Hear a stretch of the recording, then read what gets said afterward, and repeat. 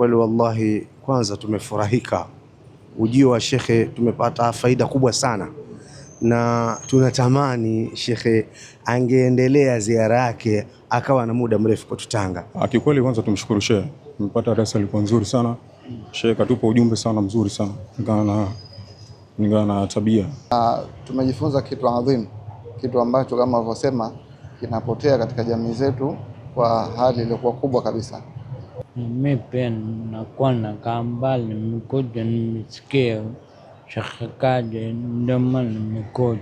Kwa kweli tumefaidika sana kubwa kabisa, tumefaidika, tumefurahi, na tunatamani wallahi na sisi angalau tupate fursa kama hizi za kuja. Inshallah tutajipanga tuwatembelee ndugu zetu wa Mombasa, ndugu zetu wa Kenya.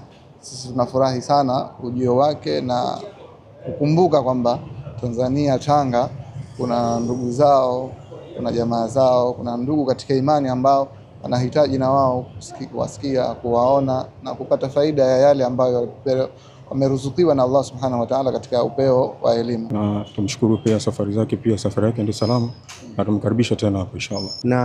Na waambie Waislamu, kwa kweli ndugu yetu Muhammad Bahero ni kijana mwenye hikma, ni kijana mwenye adabu, na dawa yake wallahi inaathiri sana.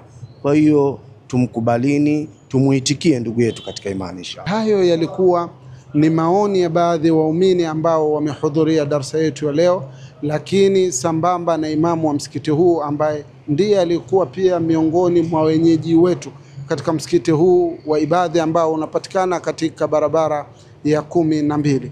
Ulikuwa nami mtangazaji wako Ismail Muhammad kutokea MBTV Online. Kameramani wangu MBTV, dira ya maisha yako.